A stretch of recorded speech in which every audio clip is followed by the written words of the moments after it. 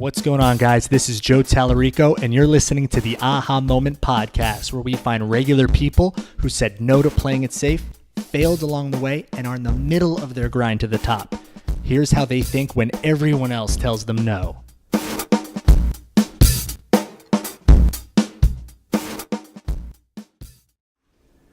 Ladies and gentlemen, I am joined here today with none other than Charlene Ciardiello, founder of Shut Up and Move and shutupandmove.com, also a personal trainer and online nutritionist in person, both? In person, I'm a nutritionist, yeah. Okay. Certified nutritionist. Awesome. Well, welcome. Thank you so much for coming on to my podcast today. This is your first podcast? Yes, this is my first podcast. You are popping my podcast cherry. There we go. That's what we like to do around here. We like to bring on authentic guests, especially if they haven't done it before, and hear their experiences. And I'm excited. Awesome. Let's do this. So tell us a bit about what brought you out here, how you got into personal training and that website and everything like that. Well, I was working in New York for 5-6 years, and it was a grind. It was a hustle every day. I was, working, and that's where I started. I became a certified trainer, and I actually had no idea, I was really gonna end up doing. This is actually my calling. This is what I feel like I'm born to do. Be a personal trainer, a life coach. I've developed my brand ever since moving out here, Shut Up and Move. But when I was working in New York, I was just working that I was just going through the motions. I wasn't really happy. So what brought you out here to LA? Well, I was living and working in New York City for 5 years, and I had moved there from Connecticut. I saved up all my money, and I moved to New York, and I was working in a restaurant in the beginning, and I wasn't happy. I was like, what am I gonna do? And then I spent some time with myself and went in and interviewed for a personal training job, and I got that. I always knew that my body was going to be my job. If it wasn't dancing or acting, because that's what I wanted to do when I moved to New York, it was going to be something with my body. I always knew that from a young girl, that my body was my money. Not a stripper. But I knew it. So I was like, all right, I wanted to do something healthy. I was really passionate about fitness. I always enjoyed working out. I did sports in high school, so I landed the job. So I ended up getting certified and working there, but for 5 years, but I was exhausted. I was working 2 jobs. It was just a grind and hustle every day, and I wasn't happy. I wasn't auditioning. I wasn't, I was taking classes here and there, but nothing was really moving for me. And my heart stopped beating, if that makes sense. It was just sad. I was just going through it every day. And one day, someone came up to me and was like, hey, do you want to go to California and do this fitness expo? And I was like, you know what, count me in.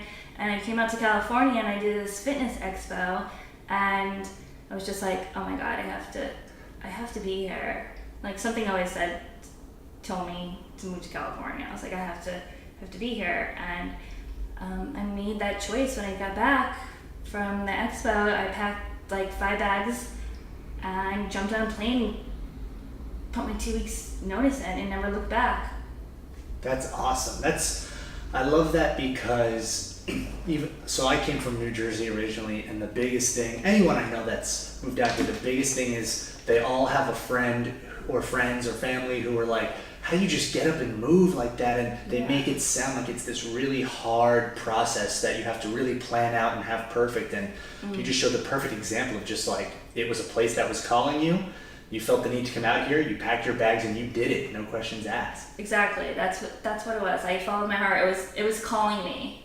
And I think so many people are afraid to follow their calling, their heart, because of obstacles and fears. Fears is the biggest thing.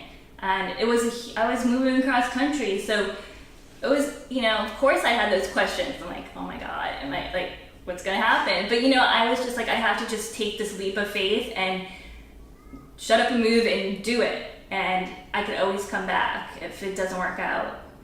And Exactly. Yeah. And so when you first came out here, how did it feel coming out? Did you feel relieved? Did the pressure all of a sudden sink in once the reality hit and it's like, all right, I need a job, I need a place to live? I felt like I was home, and that's the honest truth. Like, I felt like sunshine. Like, I always tell people that too. Like, I stepped off the plane and I was just like, it was like, I'm home, you know? So I knew it was gonna be, you know, I was gonna have to find work, but I was happy. Like, I didn't care. I was happy. I was just like, wow, I'm doing it. I'm following my dream. I'm following my heart. And Which that alone, some could argue, is the key to like happiness and success right there, is if you love what you do. Because yeah, it's nice to have the money and the fancy cars and all that, but that stuff, once you get it, the satisfaction goes away. It's embracing that process. So if you like are just starting out and you're already embracing and saying, I love this journey regardless of what's going to happen, that's a great start. It's all about the journey. Yeah. And like you just said, you could have all the money and the fancy cars and clothes, but it's all about the journey. Like, when I'm creative, that's what feeds my soul. That's when I'm happiest. I do so much Hollywood stuff right now, and I'm happiest when I'm sitting at home with my journal. I'm creating, or It's I'm always doing the a simple skit. things. It's the simple things. That's what feeds my soul, and I think that's important to feed your soul daily. Finding that creative outlet that lets you Yes. showcase yourself and have that freedom, for sure. Absolutely. Were you always a creative kid growing up? How were you growing up that kind of fed into this mindset? Yes. I grew up, you know what, looking at my parents. I remember just looking at my parents and just being like, oh my God, like, I'm in for it. Like, it was like the Addams Family. Seriously. I mean, I love my parents, but my parents always lacked a system. They always, you know, I'm from a divorced family, and they always lacked a system together. Financially, you know, they weren't balanced as a couple. And I mean, of course, they supported us, and I give them props for that. But you know what? I always knew I was gonna have to work my butt off and make it if I wanted to really be successful. And How did so you were saying they didn't really have a system. How did you as a kid and growing up that either play for or against you in terms of developing your system? Because some people either look at that and say, oh, if this is negative, I'm just going to be negative the rest of my life. Others look at that and say, I'm going to do whatever it takes to be the opposite of what I'm seeing. right, that's such a good question, because so many people could go the opposite direction and negative and feel sorry, be the victim in, you know, that situation. And I went through a lot as a kid. I really did. But I never played the victim. And I think that's also because I had a really close relationship with God from a young age. Like, I always knew the things I was going through, like, I was going through those things for a reason. I never felt sorry for myself. You know, I always knew those were learning lessons for me. And it was going to make me better. And like, everything I went through as a child, and it wasn't all bad, but you know, it wasn't the fairy tale. It wasn't a white picket fence. We had our ups and downs as a family. But those experiences made me strong as a child, and I was able to move to New York by myself and really make it on my own. Because I made it on my own in New York. So I think too, picking up my bags from New York to LA, it wasn't, like, I already made it in New York, so I didn't really, you know, give a crap. I was like, all right, if I can make it here, you can make it anywhere. So that's when yeah. So I just think it's really important for people not to play the victim and feel sorry. There's always a reason you're going through something in life. So you need to, that's what Shut Up and Move's all about. You need to, like, shut up and move. Don't feel sorry for yourself. You know, take the learning lessons. How did you teach yourself as a kid, or whenever you decided to realize that behavior change? How did you know to think like that? Because I'll admit, as a kid, I've had moments where I was probably presented with similar situations of just like, I can either do this negatively or positively, Mm-hmm. and unfortunately, I probably went the negative route just because I didn't realize, like, oh, I could totally reframe the way I'm thinking about this. Mm-hmm. So how did you know how to think that way? I don't know if I think it's because my relationship with God from a young age, and I think movement, sports, and dance played a huge role in my life because it was very therapeutic for me. That was a way of me expressing my feelings. And that's how I escaped a lot of the issues I was going through. And that's when I always wanted to be a dancer from a young age, and that didn't end up happening, and I ended up being a personal trainer. But, I love my job, and this is what I'm definitely here set out to do. I feel aligned with my destiny. How did you segue from dancer to trainer? What was the connecting point there? I mean, it's similar in a lot of ways. It's the body. Yeah. So, then I started to work with dancers in New York, and so it was cool, and I always wanted to. I mean, it wasn't just about looking good, but it was about feeling good, and I could be better at this, or I just liked the whole creative process of a personal trainer.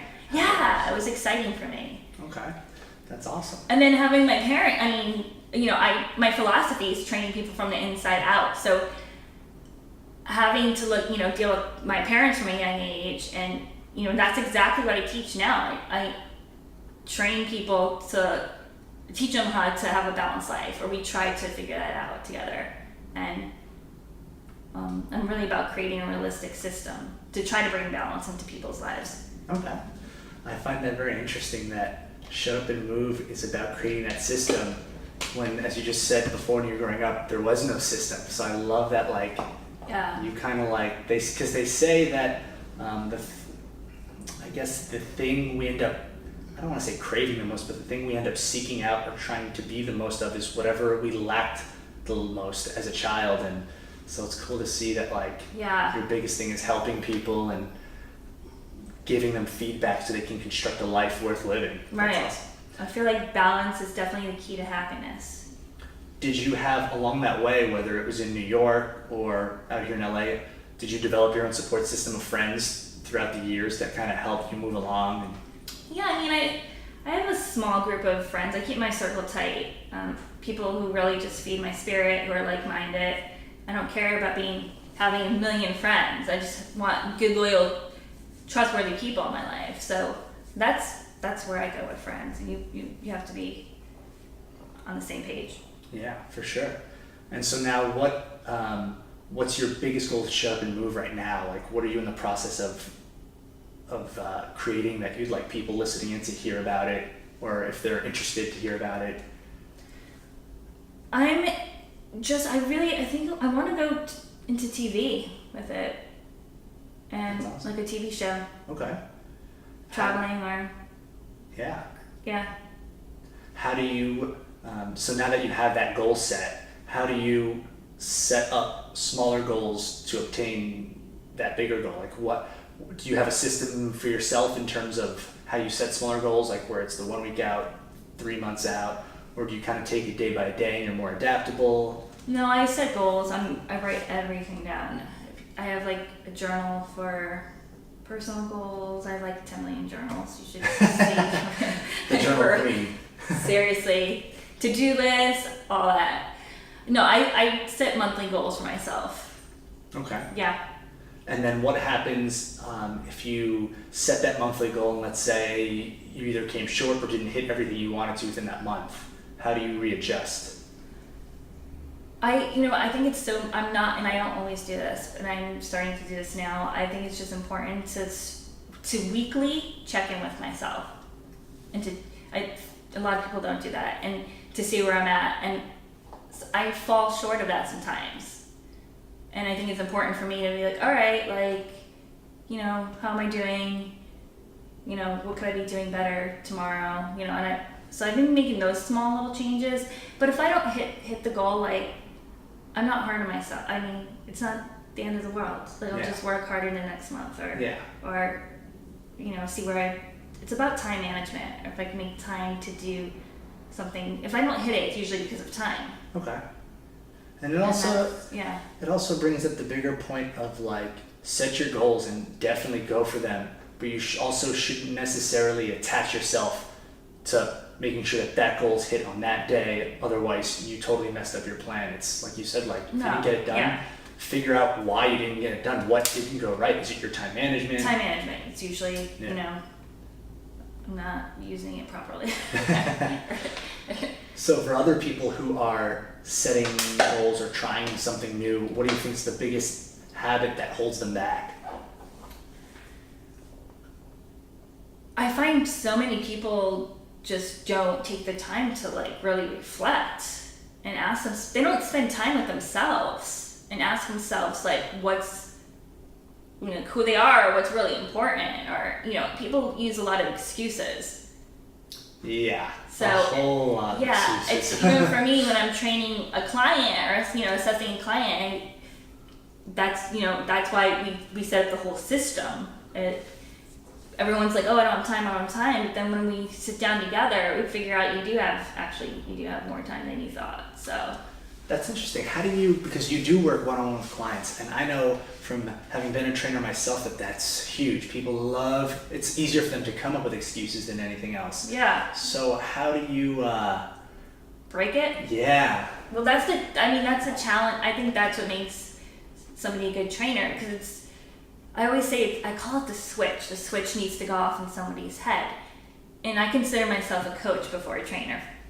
Which is huge, because I think all trainers should be thinking that way. Yeah, it's really about, it doesn't happen, you know, overnight. The switch doesn't always go off in somebody's head, but it's about take the small little baby steps or the small little changes. I'm not like, you have to cut out this or, you know, run 5 miles a day. No. It's like we set little small goals, and then once people achieve the small ones and they start to feel good about themselves, there's usually a feeling, and then they start to make more changes. So it's getting them to understand that it's the process versus the... It's the process and it's a journey. It's a lifestyle. So, but it doesn't happen overnight.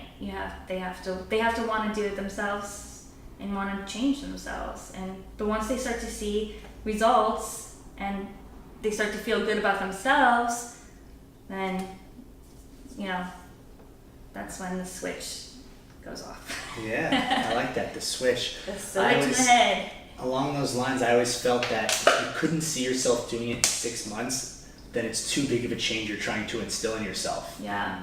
You should break it down to something smaller, where if I said in 6 months, can you see yourself doing this? It is something you can see yourself doing, because like you said, you're not, it's a process, and you're not going to stick with it if it's these drastic, huge overhauls on your life. Right, exactly.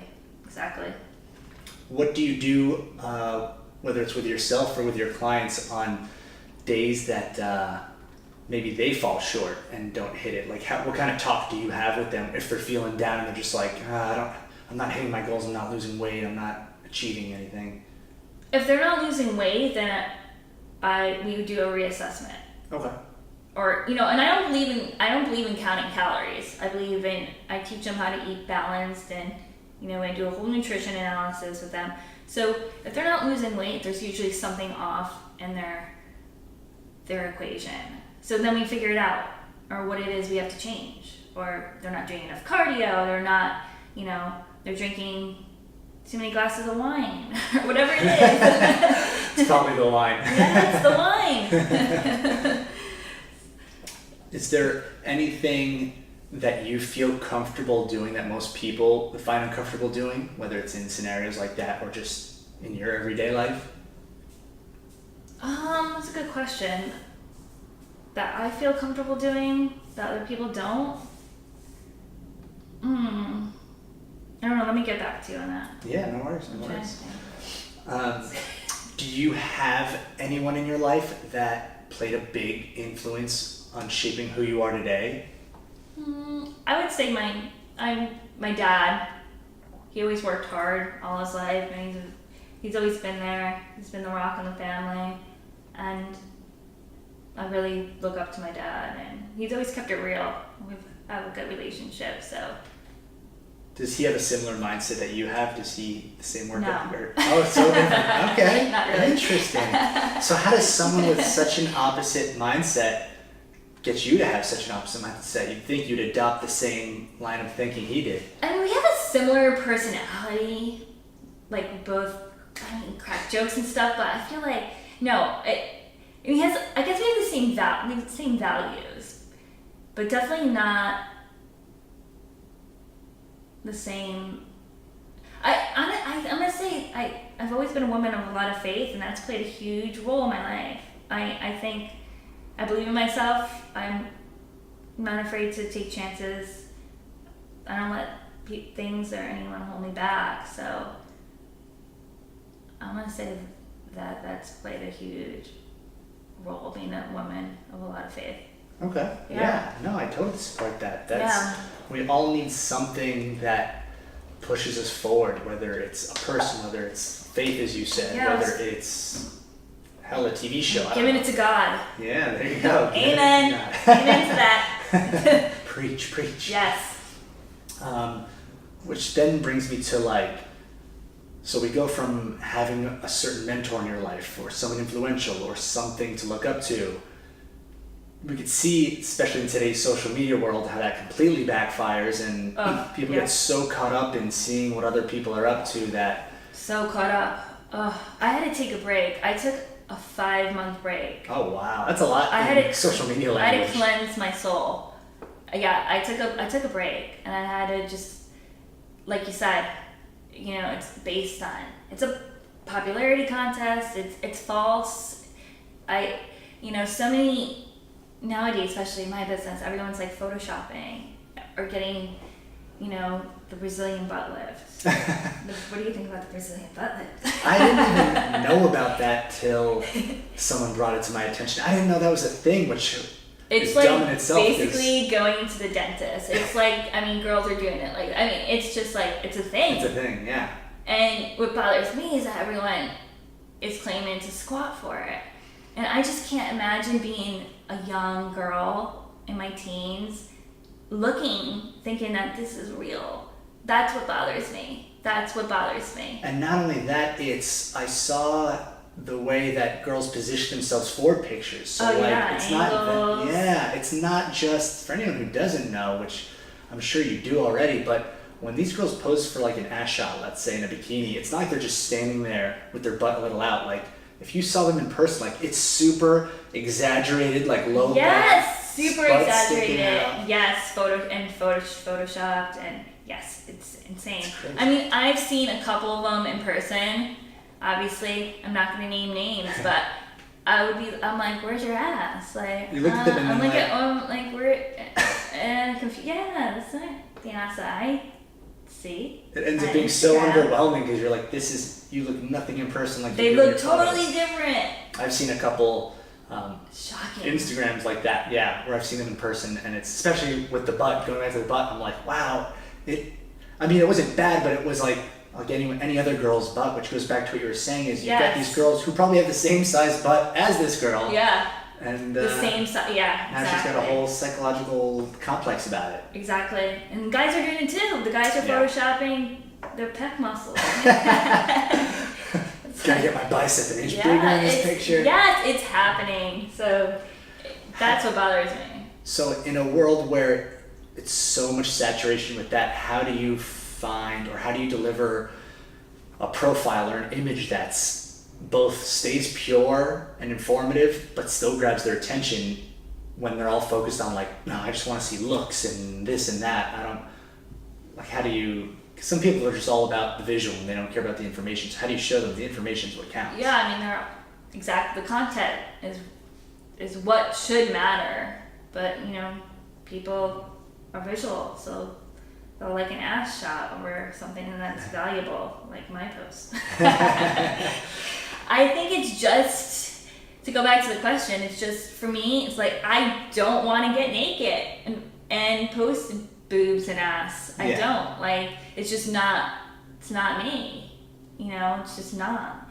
So for me, it's all about staying true to that and, just delivering what I know about fitness and educational stuff. Knowing your values. It's about knowing your value, exactly.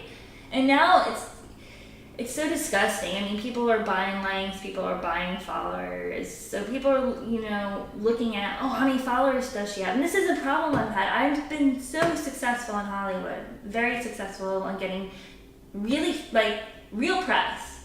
Back in the day, that would you be considered, on your way to being famous. Yeah. But now, you got Insta-famous. So this is what... It's insane. It's what I struggle with. I used to picture myself being in magazines. I manifested that. I would look at Gunnar Peterson and all these trainers training the stars and be like, wow, I want to do that someday. I want to I want to be one of these magazines. And now I'm in those magazines. I'm in OK, and it's not good enough now because you have Insta famous, and now they're like, oh, well, she has 2,000 likes. It's like, really? Bullshit. Yeah, it's crazy how the likes and the numbers are such a hard metric for people to want to see to hold any value towards what you do. I'm not doing it. So I'll take my 100, 300 likes per picture, and I'm good with that. I'm doing it organically, and I don't care. I'm not going to cheat. How are you supposed to build a brand out of robots? Yeah. Right? You can't. We were talking about that before, and that's what I really liked when I was first talking to you, was that you're focusing purely on your values and, like you said, building that growth organically, which is huge, because I'd rather have 1,000 true fans than 15,000 people who just click like because they like your ass picture, but they're never going to listen to a word you say, even though you're trying to help them out. Right, I want people to listen to me. Exactly. I got a lot to say, on this podcast. And that's what we're going to let you do. Say it. For anyone trying to get into your line of work in terms of training or nutrition, let's say they're just starting out, but they don't even know where to go. What's the first week? What could they spend focusing on? Someone who wants to become a personal trainer? Yeah. Just they gotta getting certified and understanding the body. And then it's a process. It's like an art. Once you pick up clients, you're not gonna find your method right away. People, I do get emails asking oh, how did you build your brand? It took years to find my voice and to know, who I am as a trainer. So it's experience. It doesn't happen after a year. I mean, I guess it can if you're really focused and you really feel like that's what you're aligned to do. But it took years of experience and to really even develop Shut Up and Move. When did you first come up with Shut Up and Move? It was 3 years ago, 4 years ago maybe. Okay. Yeah, the name came. I think I was talking to my client. I was just like, will you shut up and move? And I was like, bingo. That's me. That represents me. And so many people are like, oh, that's kind of harsh for LA. Because, everyone's soft here. I was like, no, I'm going to stay true to myself. I'm going to stay true to my New Yorker in me. And it means, no matter what you go through in life, you got to keep pushing forward. But it's also very fierce. And it's sassy, and that's my personality. So I was like, shut up and move. I'm gonna stick with that. Nice. I'm glad I did. Yeah. And congratulations on launching that and thank you. Having all that going well for you. Thank you. On the contrary to the question I just asked, what do you think people who are training are spending too much time on that might be a waste or divulging from what they should be focusing on? I think people just don't focus on what they really want. That's what I think. They go through the motions, and they lack a system, and it doesn't if they don't eat healthy or you work out and you're not eating healthy, you're not gonna get results. So it's really, but everyone needs to really create a system to get results. I think that would save a lot of time for people if they spent a little bit more time with themselves. People just don't spend time with themselves at all. They're just like, all right, I gotta go work out. I gotta grocery shopping. Did you make your list to go grocery shopping? That's what's important though. Being organized is important. It's I believe it's key to success and results. Completely. If you don't have a plan set out, how do you know anything's getting done? And Yeah, people lack a plan. What's your ideal goal for where you want to take your image right now, and like the Shut and Move movement? Like, what would be the end result for that? Well, I am working on a product right now. I can't say because I signed an NDA, but I am focusing on developing a product and kind of like Shark Tank shit. Nice. Yes, but it's not going to be on Shark. I already have a team working on that with me. Okay. So that's my focus right now, and we'll see where that goes. And in TV, I think TV would really make a difference in people's lives if I could get my message across. Like Jillian Michaels, but I have a few ideas that I want to pitch. That's good though, and it shows that between the product and wanting to do that, you're doing all things that kind of lead in that direction. And like you said, that's where I see myself. That's awesome. Yeah. Yeah.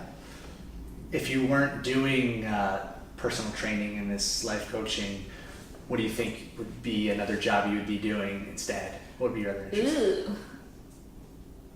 Probably the fine arts, like pursuing what I wanted to pursue when I moved to New York, the theater or dance. Yeah. Did you, were you into fitness as a kid growing up? Like, was that a big part of your life, or was that something you saw later? No, sports. I did softball. I ran track in high school, so fitness. Yeah, movement was always an escape for me. I always considered myself. I was like an athlete as a kid. I was like the gym queen. Like I beat all the boys in pull-ups. I did. Were you super competitive? Yeah, as a kid. I can tell. As a kid, I was competitive. Yeah. I'm only competitive with myself now, but as a kid, I was super competitive with everyone. I was like the fastest. I had to be the fastest. Like I would come home and be like, "Guess what? I beat this kid." I remember his name, Brian. I beat Brian in a mile. You're that Brian. She beat you. Yeah. But she still beat you today. Yeah, hell yeah. What do you think it is that made you so competitive that young?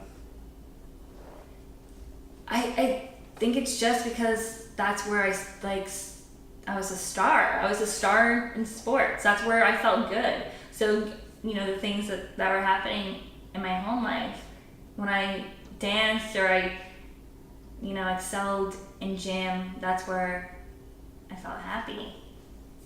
So, yeah. That's awesome. Cool.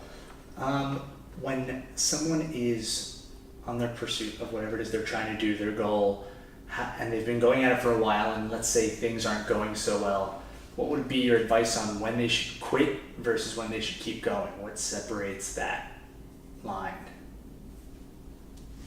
I don't believe you should ever quit if you feel like it's your calling or passion. I think that you just gotta kind of sit down with yourself and reevaluate your goals and if that's what you really want to do. But shut up and move. I mean, you have to shut up.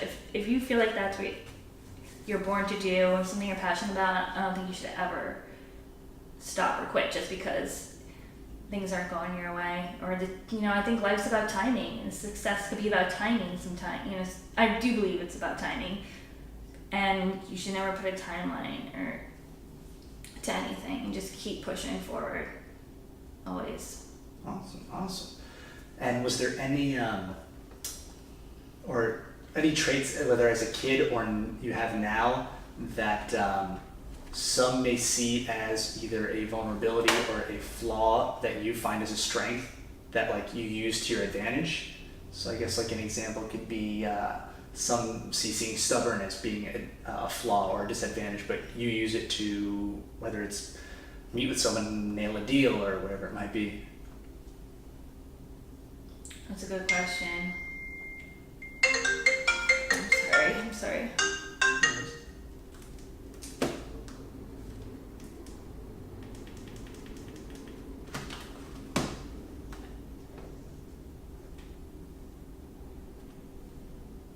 A flaw.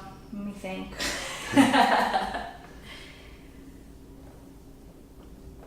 Trying to I don't that use towards advantage.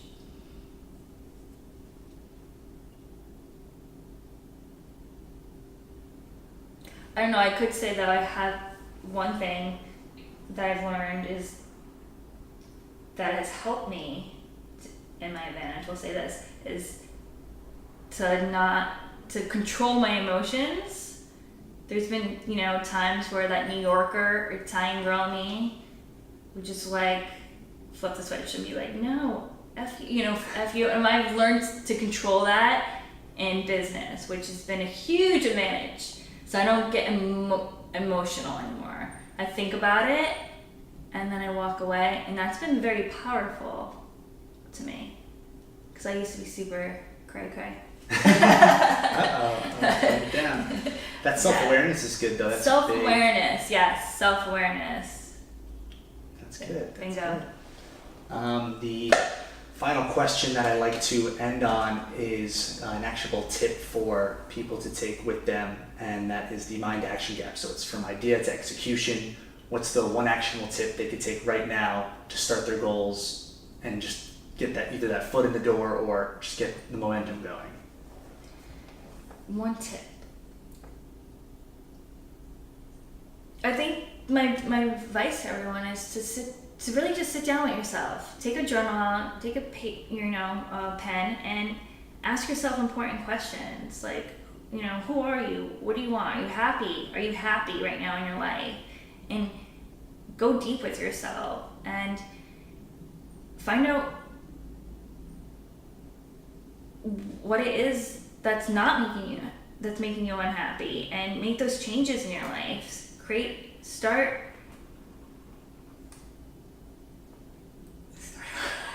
Sorry, I'm getting lost. No worries. Yeah, no worries.